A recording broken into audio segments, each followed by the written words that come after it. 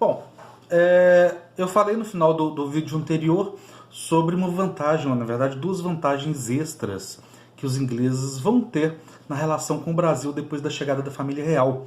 Então a família real chega ao Brasil em janeiro de 1810. 2 anos depois, janeiro de 1808.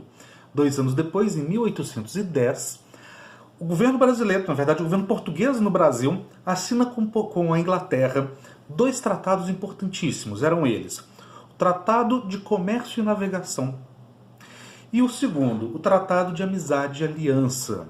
É muito importante saber o que reza cada um desses tratados, porque eles vão afetar a história do Brasil, não só durante o período joanino, mas também o primeiro reinado, o período regencial, e eles vão trazer impactos inclusive no segundo reinado. Tá? Vamos começar então pelo Tratado de Comércio e Navegação. O Tratado de Comércio e Navegação, ele estabelecia 3 pontos muito importantes. Quais são esses 3 pontos? Primeiro ponto: através desse tratado, Portugal concede à Inglaterra uma série de vantagens alfandegárias. O que são vantagens alfandegárias? Produtos ingleses que vêm não só para o Brasil, mas para todo o Império Português, teriam vantagens sobre os produtos vindos de outros países. Que vantagens são essas?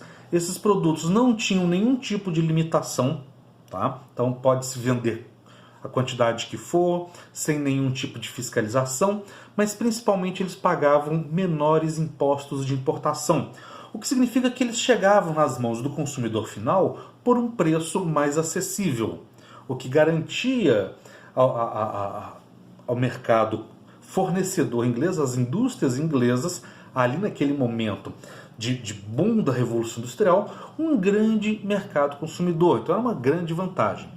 A segunda coisa estabelecida pelo Tratado de Comércio e Navegação, é que Portugal ia limitar a quantidade de açúcar fornecido pelo Brasil à Inglaterra e às colônias inglesas. Tá? Então o Brasil, além de abrir as suas portas para os produtos ingleses entrarem, ainda estabelecia limites para os produtos brasileiros serem vendidos lá. Por quê? Porque a Inglaterra não queria que os nossos produtos criassem uma concorrência muito grande com o açúcar inglês produzido no Caribe, produzido na Jamaica. Tá? Bom, além disso, o Tratado de Comércio e Navegação, ele abre um debate que vai se estender por décadas. Quando eu falei logo no começo que, olha, esses tratados eles vão afetar todo o período seguinte, primeiro reinado, período regencial, segundo reinado, é porque ali no Tratado de Comércio e Navegação ficava estabelecido que o governo português tomaria medidas para suspender e eventualmente abolir o tráfico negreiro. Tá? Então isso foi um compromisso assumido com a Inglaterra em 1810. Compromisso esse que Portugal não cumpre. Tá? Vamos lá. O tráfico negreiro só vai ser efetivamente abolido quando o Brasil, já independente, já no segundo reinado, decreta a Lei Eusébio de Queiroz. Isso é em 1850, portanto 40 anos depois. Tá? Todo mundo estava envolvido nas negociações e na assinatura desse tratado de 1810, onde o Portugal assume essa responsabilidade. Em 1850 já tinha morrido. Tudo bem? Bom, então esses são os 3 pontos importantíssimos do Tratado de Comércio e Navegação de 1810. As vantagens alfandegárias para a Inglaterra, limitações da produção de açúcar no Brasil e comprometimento no combate ao tráfico negreiro, que não foi feito. E aí vem o segundo tratado, que foi assinado na mesma ocasião, é o Tratado de Amizade e Aliança. Esse Tratado de Amizade e Aliança é um tratado mais político e militar do que econômico. O que ele estabelece? Em primeiro lugar, o Tratado de Amizade e Aliança estabelece que algumas possessões portuguesas, alguns territórios que eram de Portugal, vão ser entregues, vão ser dados à Inglaterra, especialmente 2, a Ilha de Madeira e a colônia do Cabo, lá no sul da África, hoje parte de um país chamado África do Sul. Tá? Bom, segundo lugar, o Tratado de Amizade e Aliança estabelece que súditos da coroa inglesa no Brasil teriam liberdade religiosa ampla e ingleses no Brasil não se submeteriam à estrutura jurídica do Império Português, e sim a do Império Inglês. Ou seja, o inglês que estiver aqui fez besteira, ele não vai ser julgado pelas leis daqui, ele vai ser julgado pelas leis de lá. Ok?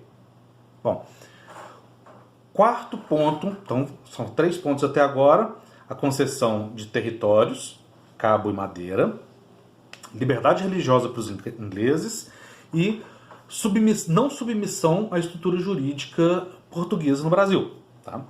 Quarto ponto importante do Tratado de Amizade e Aliança estabelece que se qualquer colônia de Portugal ou qualquer colônia da Inglaterra declarar independência, o outro país não vai reconhecer enquanto a própria metrópole não reconhecer. Assim, se uma colônia inglesa, vamos dizer aí, Jamaica, declarar independência, Portugal não pode reconhecer essa independência. Se uma colônia portuguesa, digamos, Brasil, declarar independência, a Inglaterra não pode reconhecer a independência do Brasil, a não ser depois que Portugal reconhecesse.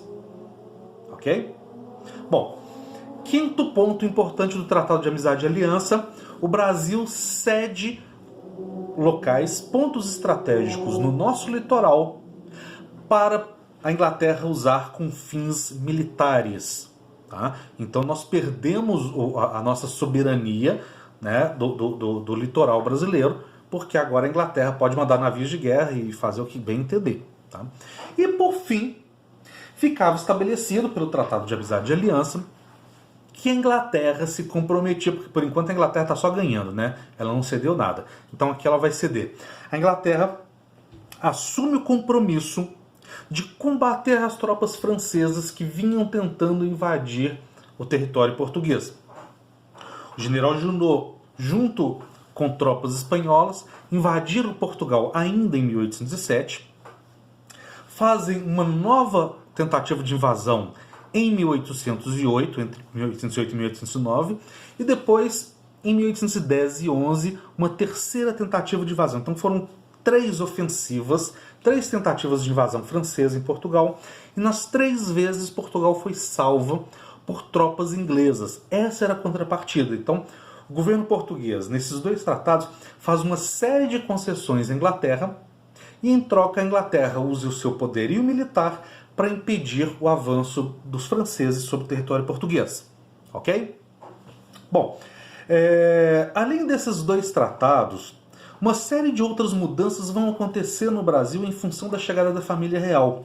Uma delas, que é de extrema importância, é a vinda de um aparato administrativo. Afinal de contas, toda a estrutura de capital de Lisboa, a estrutura política, ela vem para o Rio de Janeiro.